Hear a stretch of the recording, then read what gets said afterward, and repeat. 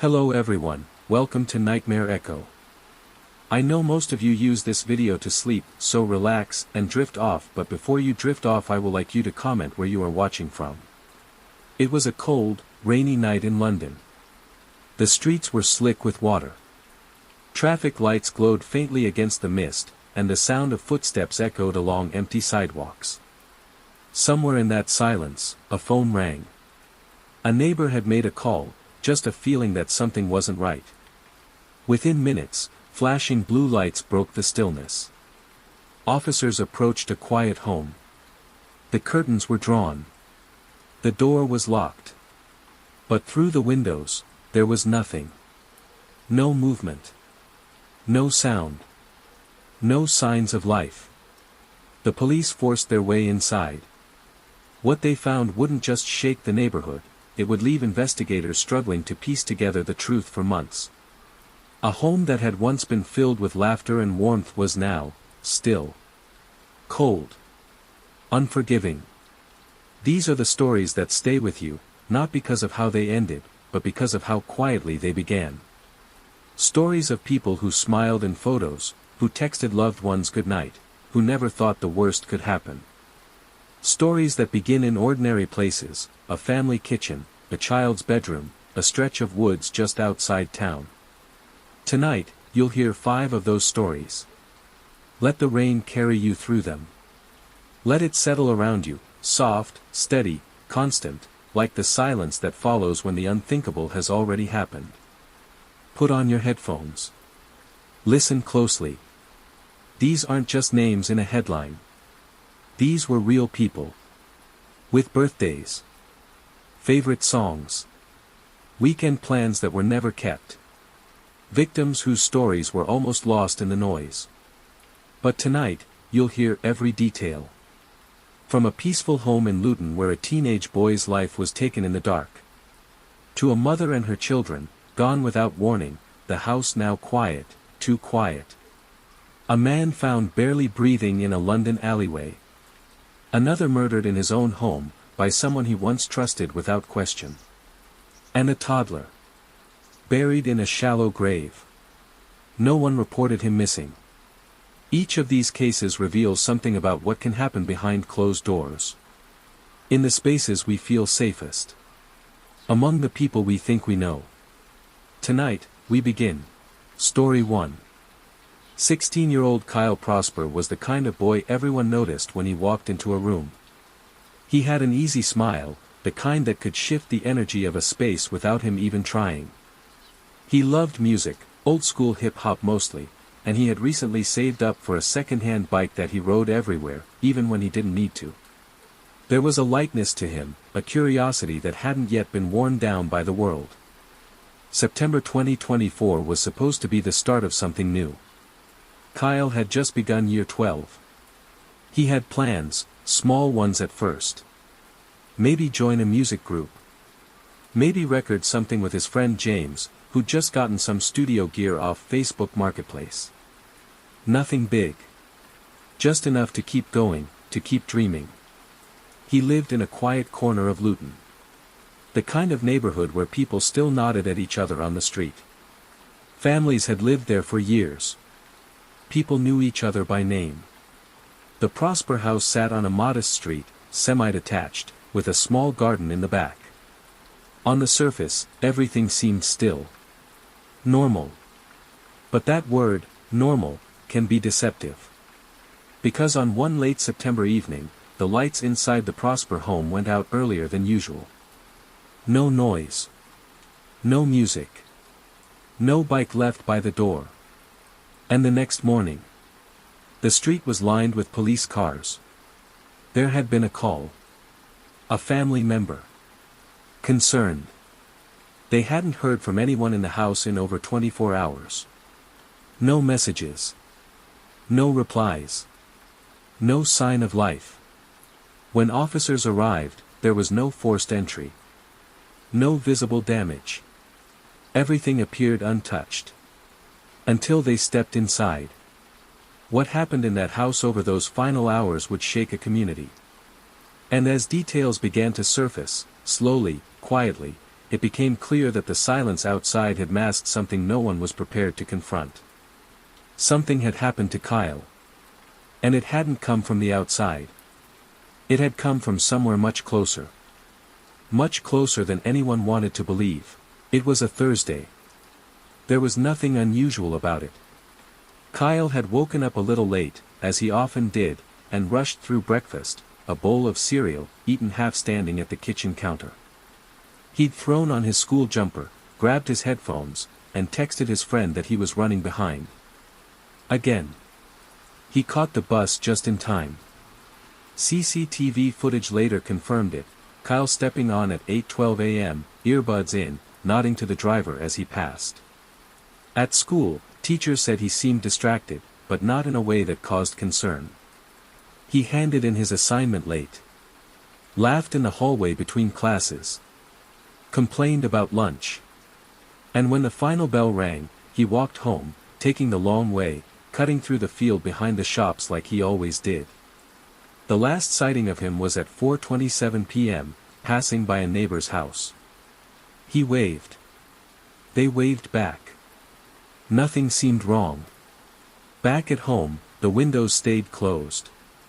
The lights flicked on as the sun dipped low, but no one came in or out after that. Neighbors said the house was quiet, but that wasn't strange. The Prosper family wasn't loud. They kept to themselves. A few cars parked in the driveway. The curtains were drawn early. By Friday morning, the silence began to stretch. A friend texted Kyle. No reply. Another messaged the group chat asking if anyone had heard from him. Nothing. It wasn't like him. By evening, the unease had grown enough for a relative to call the police. The request was simple, could they just check in? At first glance, the house showed no sign of disturbance. The door was locked. Mail was still in the box. A motion light flicked on when officers approached. But something didn't feel right. It was too still. They forced entry just after 10 p.m. Inside, it was cold. The television was off. Plates were still on the dining table. Kyle's schoolbag sat neatly by the couch. Upstairs, his room was untouched. Bed unmade. Phone on the nightstand. And then they found him. Kyle's body was discovered in the second bedroom, alongside two other family members. The scene was described by first responders as disturbing, controlled, and quiet. There were no signs of a struggle. No obvious signs of forced restraint. And no indication of anyone fleeing the house. The investigation began immediately. Police cordoned off the home, forensic teams moved in, and detectives began the slow, painful process of tracing the final hours of a family that, from the outside, had appeared whole. Attention quickly turned inward. There was no forced entry. No theft. No external suspects. But something about the scene, its precision, the order in the chaos, suggested intent. Familiarity. Within 48 hours, a family member who had been unaccounted for since Thursday evening was named as a person of interest. They were found, alone, miles away. Disoriented. Mumbling. In their possession were notebooks, filled with handwritten entries that hinted at paranoia, isolation, and confusion. The contents of those journals painted a picture of someone overwhelmed by a sense of fear, one not rooted in reality, but in the fractured mirror of their own mind. Further investigation revealed past episodes of instability. Quiet ones. Never violent. Enough to raise concern, perhaps, but never enough to force intervention. Friends and neighbors described the family as private, but close. No loud arguments. No police visits. A household that kept to itself. If there were warning signs, no one had seen them. What struck investigators most was the detail in the aftermath. Each room in the house had been left almost untouched. Phones placed face down. Curtains drawn precisely.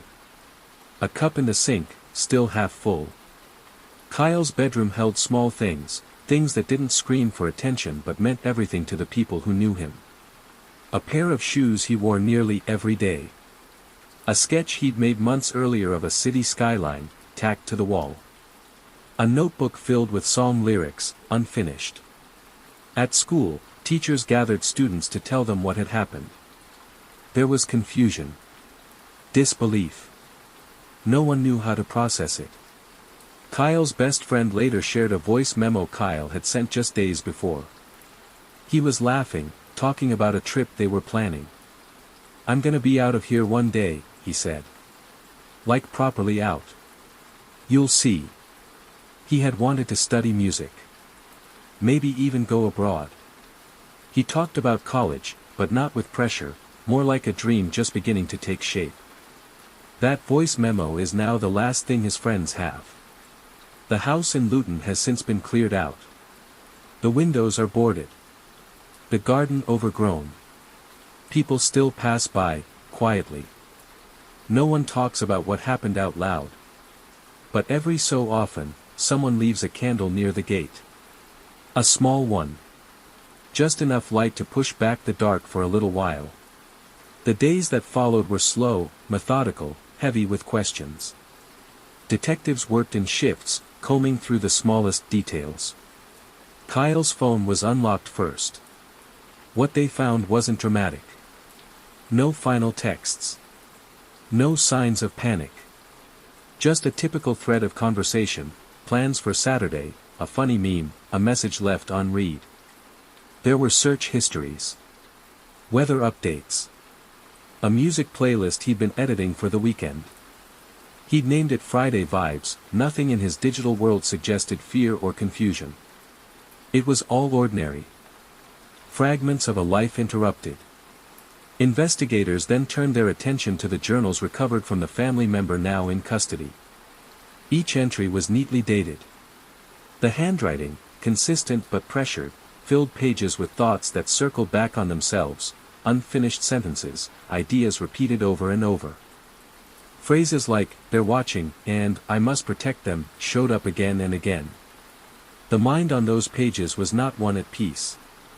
Medical professionals were brought in to assist. Mental health records were reviewed. It wasn't the first time this individual had experienced disconnection from reality, but no formal diagnosis had ever been confirmed. There were signs, missed appointments, withdrawn behavior, family concerns that went unspoken. But no one expected this. No one imagined the silence in that house could end like this. Forensic teams found no evidence of outside influence. No forced entry. No foreign fingerprints. The timeline, reconstructed minute by minute, pointed inward. Experts believed the deaths occurred within a tight window, just hours after Kyle returned from school. The autopsy reports were devastating in their simplicity. Cause of death was consistent. The method, deliberate. Quick. There had been no chance to escape. No moment to call for help. In the neighborhood, silence lingered. Curtains stayed drawn longer. Children were kept inside. At school, Kyle's chair remained empty. A folded paper crane sat on his desk for weeks before anyone moved it. His music teacher recalled how excited he'd been for the winter showcase. He didn't want a solo, she said. He just wanted to be part of the group. It was the little things that hurt the most. The backpack still zipped. The untouched cereal box. The unfinished chord progression he'd been working on in music class. Police found the notes for it in a drawer, barely a few bars, scribbled in pencil, but filled with promise. The wider investigation began to focus on a central question: how had it come to this without anyone seeing it coming?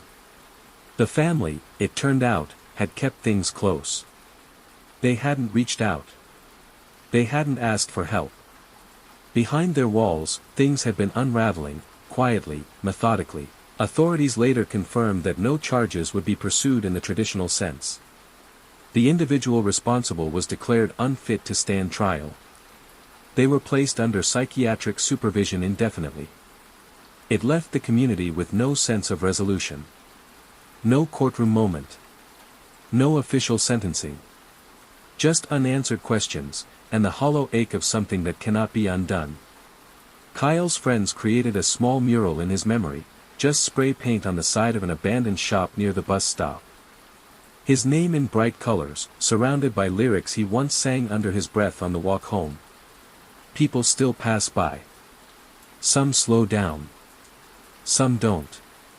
But the rain always comes, eventually, washing over the pavement where his story ended too soon.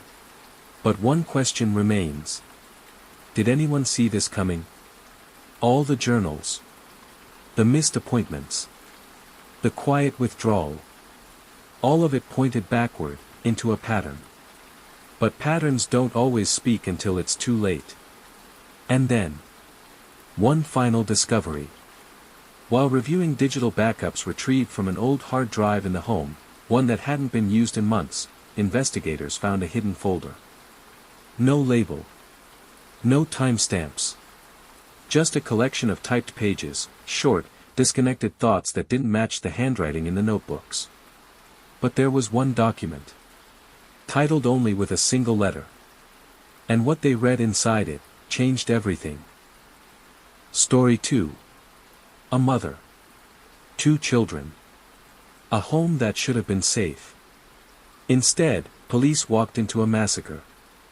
The house didn't look like a crime scene. There were toys near the door. A coloring book open on the floor. School uniforms laid out for the next day. No smashed windows. No alarms triggered. It looked like life had simply stopped. And in many ways, it had. Juliana Falcon wasn't the kind of person to vanish without a trace. She was rooted. Structured. Every part of her life built around her children. Morning routines. School pickups. Lunchboxes labeled with neat handwriting. A schedule down to the minute. She didn't miss work. She didn't miss bedtime. And she never missed a call from her sister. But then, for days without a word. No sign of her car leaving the driveway. No activity on her phone. Nothing. The house sat quiet. A silence that grew heavier with each passing day. Neighbors noticed, but didn't say anything at first. Everyone's busy. Everyone's tired. It wasn't until the school called, twice, that anyone acted. When officers arrived, they expected confusion. A misunderstanding. Maybe she'd gone to visit family. Maybe her phone had been lost. But the door was locked from the inside. There were no signs of movement. No lights on. Just the faint sound of static coming from the living room. What they found inside would not leave them. Not that day. Not any day after. There are scenes even trained professionals cannot forget. This was one of them. And still, no one saw it coming. Because what happened in that quiet house wasn't random. It wasn't the act of a stranger. It was something else. And the signs? They were there all along. Just buried deep. Juliana's days were full, but simple. She was the kind of person who moved with quiet purpose. Up before the sun, making breakfast while the children still slept. The clink of cutlery. The sound of the kettle heating on the stove. Each morning followed the same rhythm. She'd pack 2 lunchboxes, one with strawberries cut into stars, the other with crustless sandwiches. Shoes lined up at the door. Coats zipped tight. Hugs before the short walk to the primary school 2 blocks away. In the evenings, the same routine. Homework spread across the table. A pot on the stove. A children's show playing softly in the background. She always tried to sit down with them for dinner, no matter how tired she was. She said it helped the kids feel safe. And then, one day, the rhythm broke. First came the silence. Neighbors noticed the car hadn't moved. Lights that usually flicked on at night stayed dark. A delivery box remained untouched on the doorstep. Still, no one knocked. No one called. It wasn't until the school reported both children absent, twice, that concern began to grow. When officers arrived, there was no response. They called out. No answer. The door was forced open. Inside, everything looked paused. Plate still on the table. Television flickering. A child's shoe in the hallway. It was quiet, too quiet. The search began with growing urgency. And in the back bedroom, the silence turned to horror. Juliana was found on the floor beside the bed. The children nearby. Each of them showed signs of trauma. There had been a struggle. But no one outside the house had heard a thing. There was no immediate evidence pointing to who had done this. No note. No weapon left behind. But within hours, the focus shifted. Police learned of a man connected to Juliana. Someone who had once shared the same address. An estranged partner. The relationship had ended months earlier, but it hadn't been easy. There were past reports, low-level disturbances, arguments overheard by neighbors, a missed restraining order hearing. Juliana hadn't spoken much about him, not even to close friends. She said things were under control.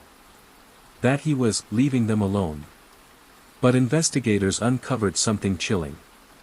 A voice note, buried deep in a conversation with a friend. Her voice was tired. Strained. She spoke in a whisper, almost as if she didn't want to be heard.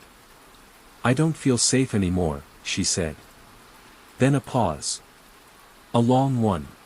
Inside, everything looked paused. Plate still on the table. Television flickering. A child's shoe in the hallway. It was quiet, too quiet.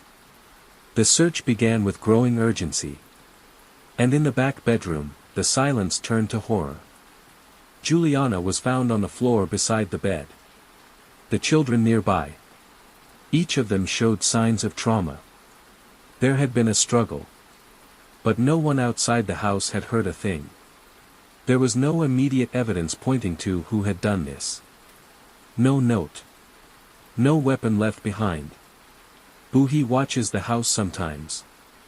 I can feel it. The message was never followed up. Now, it sits in the case file, one of the last known recordings of her voice. The suspect's name was quickly added to the watch list. He was known to law enforcement, but had kept a low profile in recent months. His vehicle was spotted days later in a neighboring county.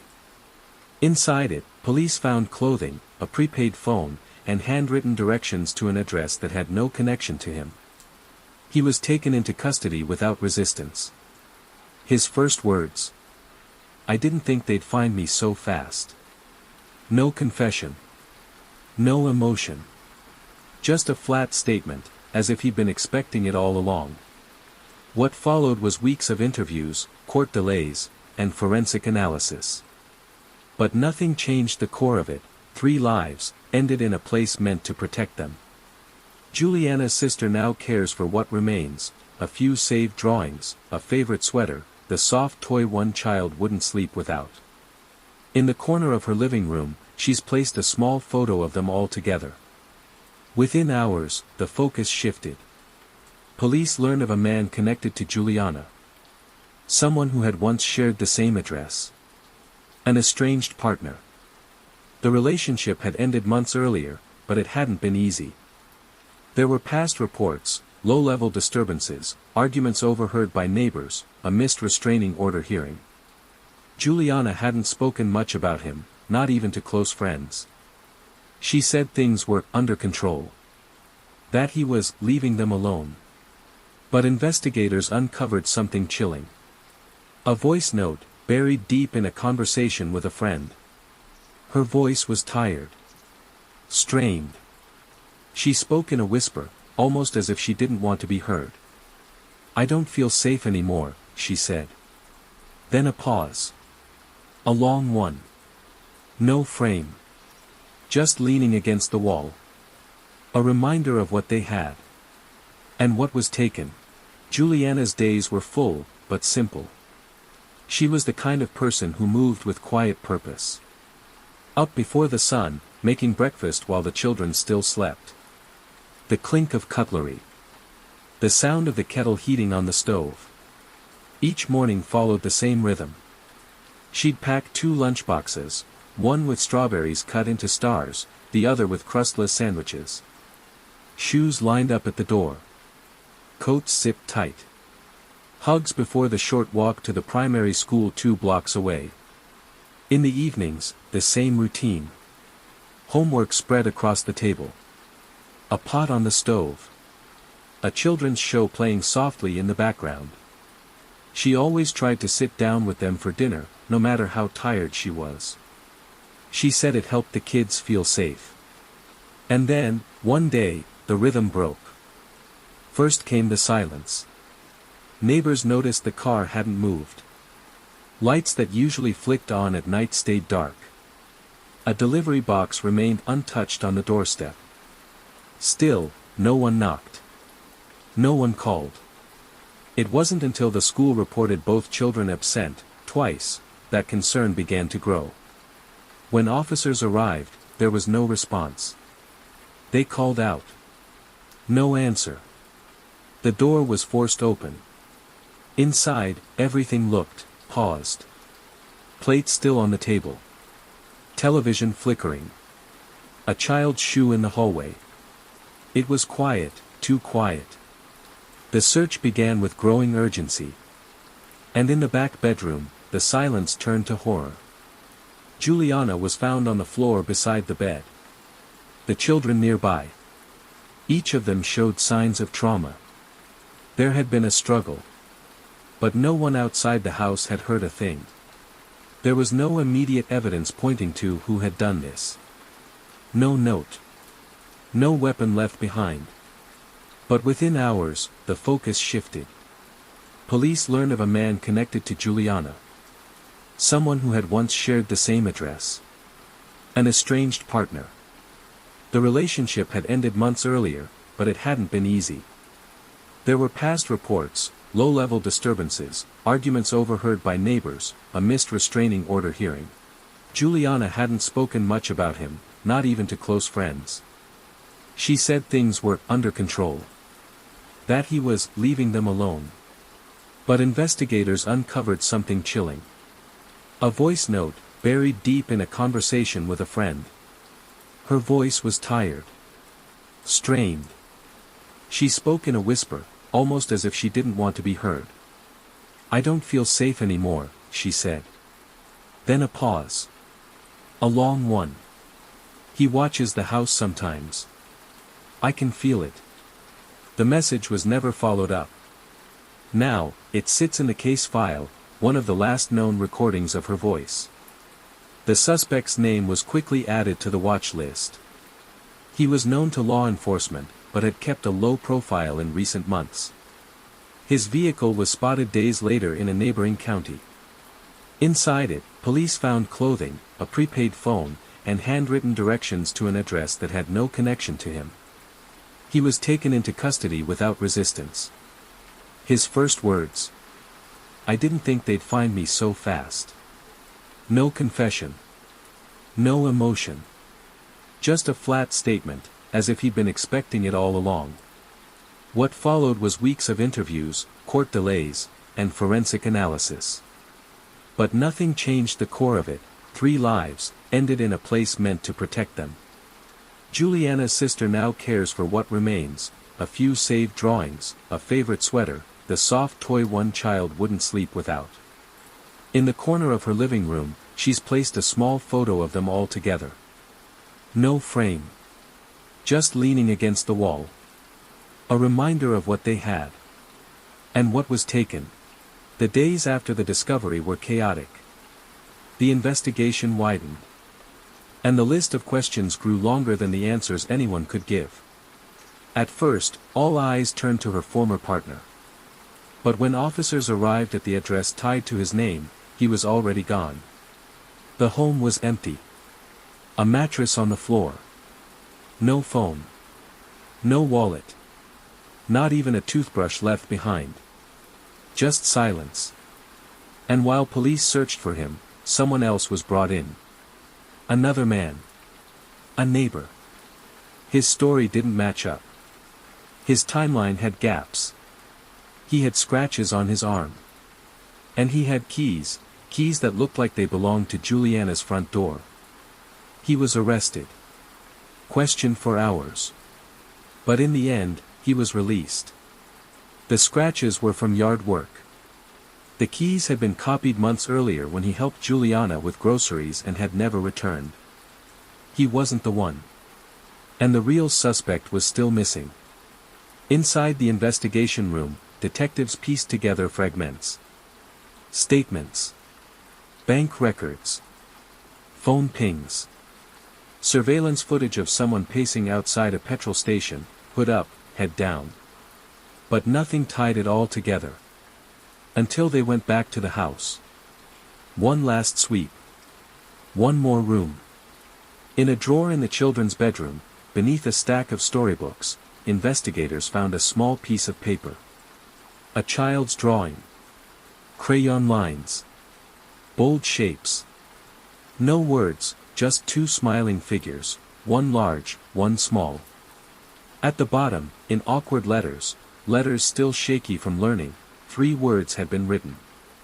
Me and Mommy safe. No one said anything when they saw it. The room just held still for a moment. That paper now sits inside an evidence folder. It isn't admissible in court. It doesn't prove anything. But everyone involved in the case remembers it. Because in the end, that's what Juliana wanted. Safety. For herself. For her children. She saw it coming, just not soon enough to stop it.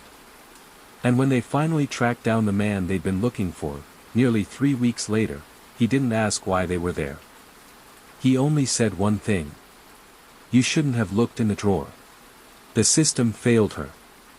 Not all at once. Not loudly. There was no moment when everything broke. It happened quietly. In pieces. A missed report. An unanswered message. A protection order left unsigned in a stack of paperwork. No single failure was enough to raise alarms. But together, they left a door wide open. Juliana asked for help. Not in dramatic declarations or desperate pleas. But in small, quiet ways. A conversation with a social worker where she hesitated before answering. A shift at work where she seemed distracted, her eyes lingering on the window a little too long. A friend who remembers her looking over her shoulder in the parking lot, twice, before unlocking her car. All of it, subtle. All of it, lost. And now, what remains is the silence. And the rain. The drawing. The voicemail. The lives she tried to protect.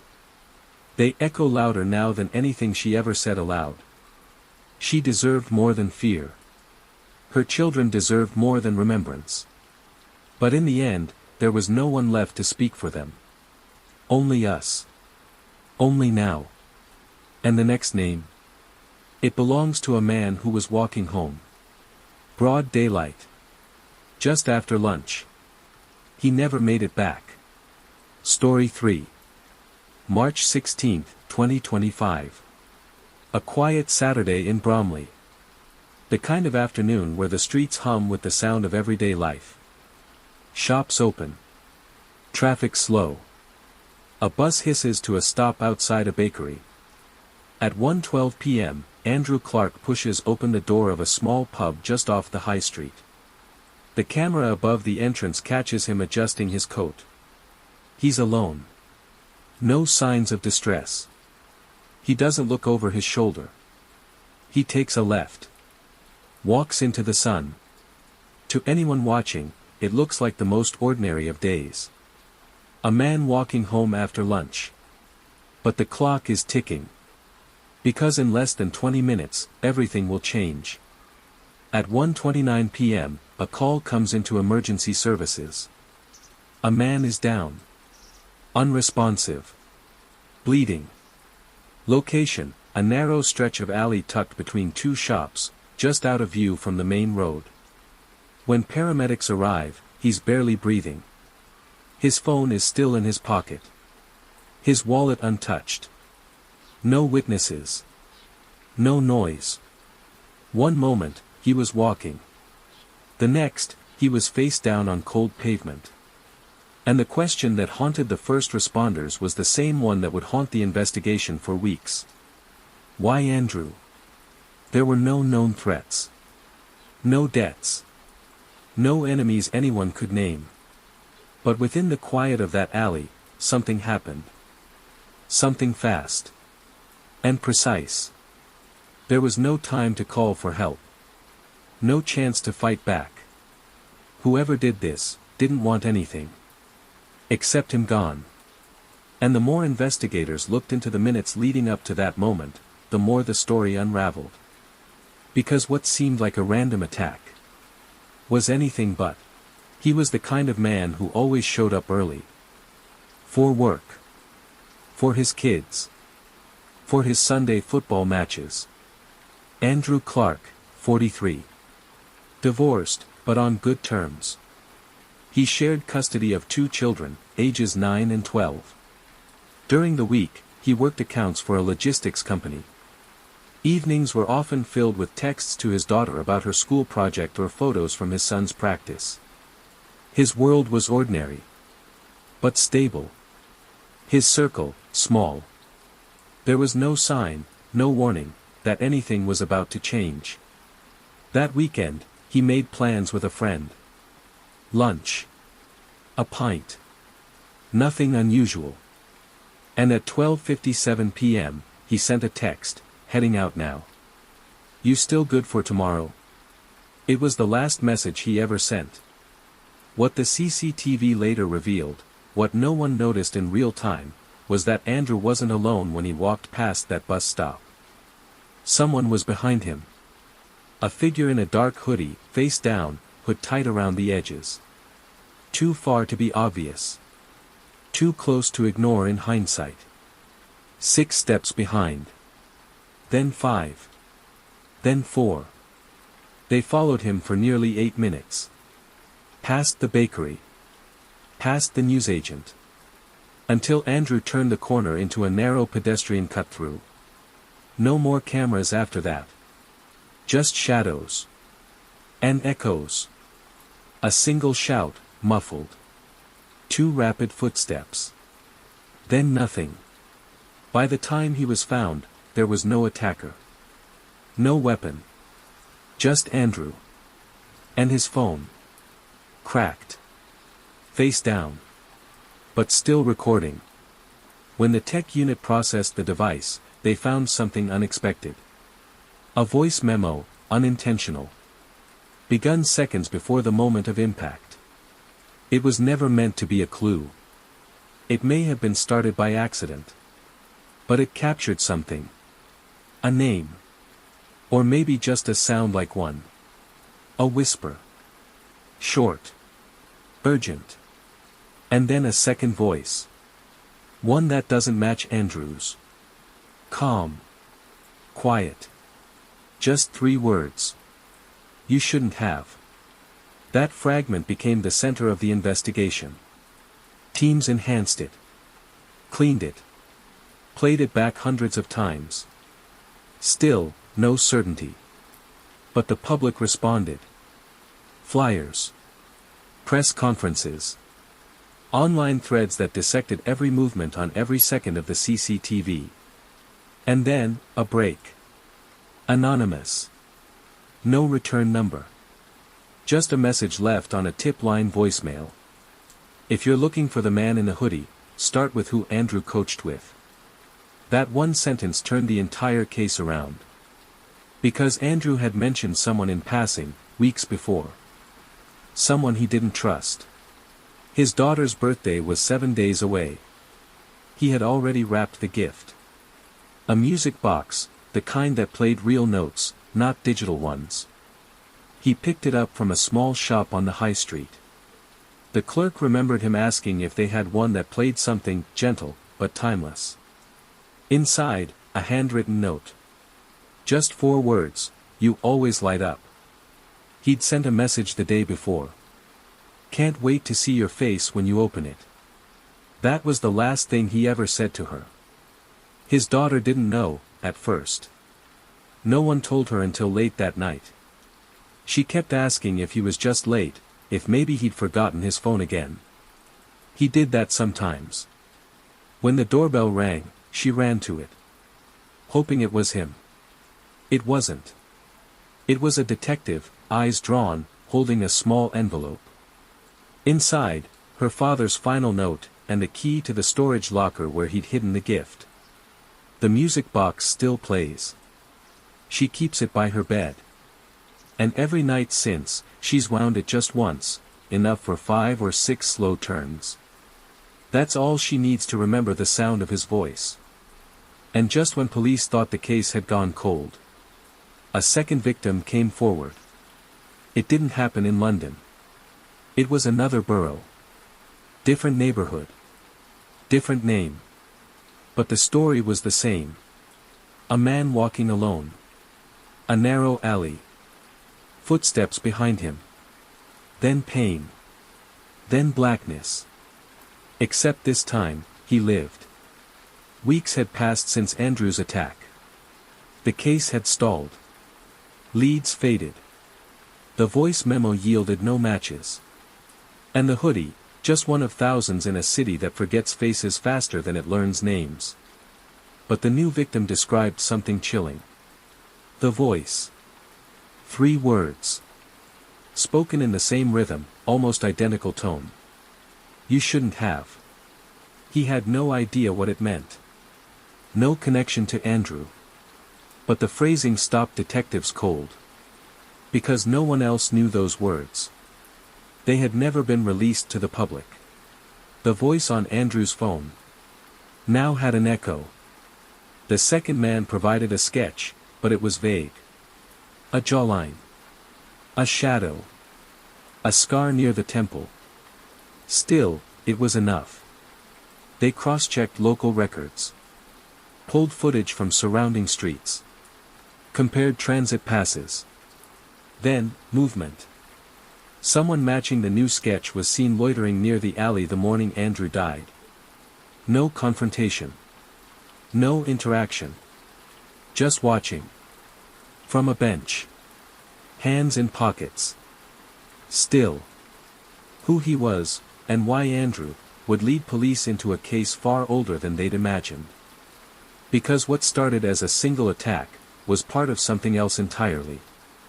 And the man in the hoodie? He had done this before. Story 4. He was 2. He didn't understand fear the way adults do. He didn't know what it meant to be in danger. He knew stuffed animals, warm bottles, lullabies sung off-key. He knew tiny shoes with cartoon characters on them, and the gentle rhythm of cartoons in the background. Liam Rivera had just learned to say his own name. In January 2023, his body was found in a shallow grave. A public park. Near a quiet shoreline in Stamford, Connecticut. A patch of ground that had recently been disturbed. He was wrapped in a sheet. His favorite toy, a plush blue dinosaur, was found buried beside him. It took days to confirm his identity. And longer still for authorities to understand the timeline. Because for weeks, there had been no missing persons alert. No Amber Alert. No urgent calls to the press. There had been silence. Until a tip came in, anonymous, trembling, short. Check Cummings Park. Behind the tree line. You'll know it when you see it. The first responders didn't expect to find what they did. Some of them still don't talk about it. There were no crowds. No candlelight vigils. Only yellow tape. And the slow sound of waves brushing up against the shore. Liam should have been safe. But the people who were supposed to protect him didn't. And what investigators uncovered inside the home he once lived in would raise questions about more than just one family. It would expose a system that missed every signal. And it began with a knock on a door that no one wanted to answer. The warning signs were there. For months, they had been there. Reports from neighbors. A pediatrician's concern about bruising on Liam's ribs. A daycare worker who filed an anonymous complaint after seeing the child flinch when his father entered the room. Child Protective Services logged it. And then, they moved on. Missed home visits. Closed cases. A backlog of files that meant Liam's name, his fragile life, was lost in the shuffle. He never stood a chance. At the center of it all were his parents. Edgar Ismaelej Gomez and Iris Rivera Santos. Two people who said the right things when asked. Smiled at the right moments. Answered doors when it mattered, until they didn't. 1 week before Liam was found, his mother told a friend they had sent him to live with family in New Jersey. No one ever verified it. No one followed up. The truth didn't surface until a dog walker, just passing through, noticed something odd. A square of ground in Cummings Park, shallow, uneven. She said it looked like someone had tried to recover something in a hurry. Police arrived. They dug less than 2 feet before finding the blanket. Folded over. Thin. Child-sized. Next to it, a small plastic truck, its wheels caked with mud. And a blue pacifier, bitten on one side. They knew, almost immediately, this wasn't a recent burial. Liam had been there for days. What followed was a series of arrests that would shock the entire community. The parents showed no urgency. No grief. In the first interviews, both gave different accounts. Neither cried. But the texts told a different story. Messages between the two, dated just days before the discovery, read. "We can't tell anyone. We'll be locked up. Stick to the story. He's with your cousin." There was no cousin. There was no plan. Just fear. Shame. And silence. The city erupted. News vans camped outside the Department of Children and Families. A press conference was held. The governor promised a full internal review. But for Liam, none of that mattered. He was already gone. And now, the question wasn't just how he died. It was how so many people let it happen. Liam loved Bluey. He didn't just watch it, he repeated lines, laughed when the music played, clapped when the dog danced. He'd sit cross-legged on the floor in his socks, one thumb in his mouth, the other holding tight to his dinosaur. It was the same dinosaur found beside him in the earth. Blue fabric. Missing tail. He called it raw. He couldn't pronounce the full word. But everyone in the family knew what he meant. On his 2nd birthday, his aunt bought him a tiny cupcake. Vanilla. With 1 candle. He never ate it. The party was cancelled. They said he was sick. The following year, she did it again. This time, there was no excuse. Only silence. And a cupcake that sat untouched for hours before she finally threw it away. She still lights the candle. Every year. Sometimes she sings. Sometimes she doesn't make it through the first line. There are still fingerprints on the window next to his crib. Tiny ones. Smudged at the bottom where he used to watch birds land on the sill. In a drawer nearby, folded clothes in size 2T remain untouched. A pair of pajamas with cartoon clouds. Shoes he never got to wear. Tag still on. There was a voicemail from Child Protective Services. Left the morning after he was buried. They had called to reschedule a visit. They said they would try again next week. But there was no next week. And now, all that's left is paperwork, grief, and a list of missed calls. This case isn't just about a lost child. It's about a broken system that still hasn't answered for his death. And the most haunting part? There are other files. Other children. Other names waiting in silence. Because Liam's story wasn't the first. And if nothing changes, it won't be the last. Story 5. Peter John was the kind of man who always returned your call. Never late to a family gathering. Never left a question unanswered. He lived alone in South London, just a few blocks from the school where he used to teach. He was 59. Retired. Still attended church on Sundays. Still brought homemade bread to his elderly neighbors on the holidays. So when he stopped replying to messages, when he missed a dinner he'd planned weeks in advance, when the mail began piling up by the door, his sister knew something was wrong. She used the spare key. Let herself in. The living room lights were off. The hallway quiet. Everything in its place, nothing disturbed. But Peter wasn't answering.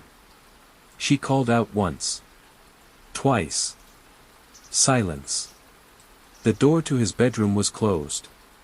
And when she pushed it open, she screamed. He was there. Still. Motionless. No blood. No signs of a struggle. But something in the room felt off. The temperature. The air. The way his hands were positioned, like he had been praying, or preparing. Paramedics arrived minutes later. They thought, at first, it was natural. A heart attack. A stroke. Until the autopsy. Until they looked closer. Until the bruises told a different story. This wasn't sudden. And it wasn't silent. He hadn't died alone. And when investigators reviewed the door locks, window latches, alarm system, all untouched, they realized something else. Whoever had done this had been let in. No forced entry. No broken glass. No footprints where they shouldn't be. Just Peter. A man everyone loved. Lying still in the one place he should have been safe. The question wasn't how he died. It was who had sat with him before he did. And when the answer came, it would shake his entire family to the core. Peter had a brother. Younger by 3 years. They'd grown up sharing a room, a bicycle, and most childhood secrets. They built forts out of sofa cushions. Took turns being the detective and the suspect in imaginary crimes. But as they grew older, the connection faded. Life pulled them apart. One took a teaching job. The other drifted through short contracts, long silences, and bruised conversations at family events. They spoke less. Until eventually, they didn't speak at all. Still, Peter tried. On Christmas, he sent cards. On birthdays, small packages. There was no reply. Then, a week before Peter was found, he tried again. A voicemail. I know things have been tough. But let's not end like this. It went unanswered. 2 nights before the discovery, neighbors in the adjacent building reported loud voices. Muffled. Male. One was raised. One was pleading. And then, quiet. At the time, no one called it in. No one thought much of it. But once Peter's body was found, those minutes took on new meaning. The crime scene was precise. Nothing overturned. No drawers rifled through. The carpet vacuumed. Even the cups in the sink were washed and dried. Almost too clean. And then investigators noticed something small, almost missed. A faint smudge near the back door. A fingerprint. It didn't match Peter's. The deeper they looked, the more the picture began to shift. There was a burner phone in the trash bin outside. Factory reset. But the SIM card. It had once been used to send a single message. Don't worry. He won't say anything. A computer recovered from the house held fragments of deleted emails. Financial spreadsheets. One titled, Division Plan. Created just 2 days before Peter's death. The authorities began to piece together a motive. The brother's job had ended. His lease was up. He had debts. And Peter had recently changed his will. He'd decided to leave most of his estate to charity. He hadn't told his brother. But somehow, he knew. Those close to the family said the brother's mood had shifted in recent months. Withdrawn. Irritable. Jealous. He believed he was owed something. And then came the arrest. Sudden. Unannounced. He was taken into custody at a bus terminal miles outside London. Backpack. No ID. And the exact amount of money Peter had withdrawn from his account the day before he died. There was no confession. No letter. No last words. But in the end, there didn't need to be. Because every trace left behind, the message, the fingerprint, the smudged print on the burner phone screen. It all told a story. One of silence, resentment. And the final, fatal visit between two brothers. They hadn't spoken in half a decade. Not since that day in the hospital waiting room. When too many words were said. And not enough of the right ones. Peter John hadn't seen his daughter since she was 18. Now, she was 23. And for years, the space between them had been measured not in miles, but in silence. He sent messages. She didn't reply. Birthdays passed. Holidays, too. But then, this year, something changed. A short message appeared on his phone. Let's talk. And they did. Slowly, carefully. Emails turned into phone calls. Phone calls turned into plans. He booked the train. He bought her a gift, just a small photo frame, one he planned to fill together. He wrote a note to tuck inside it. It said, "We've missed a lot. Let's not miss any more." Asterisk. He was supposed to visit that weekend.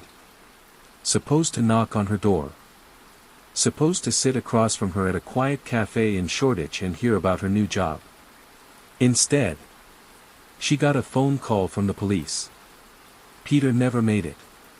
And now the chance to begin again. To say sorry, to say I'm proud of you. To just say hello after all those years. Was gone. Stolen. Not by a stranger in a dark alley. Not by a thief looking for cash or chaos. But by someone who knew him. Someone who once called him brother. In stories like these, the true horror isn't just in the crime. It's in the absence left behind.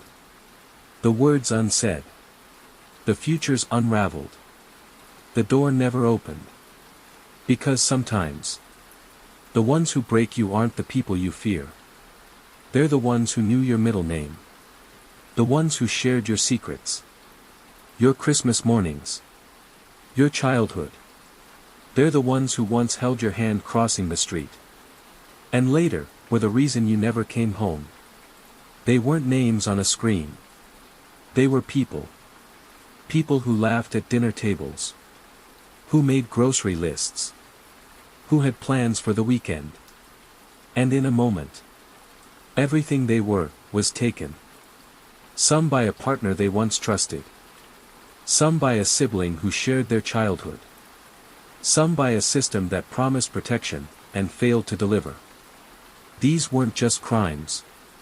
They were futures, erased. Smiles that will never be seen again. Hugs never given. Birthdays that will always have one chair left empty. Behind every headline, there's a mother still waiting for justice. A child growing up without answers.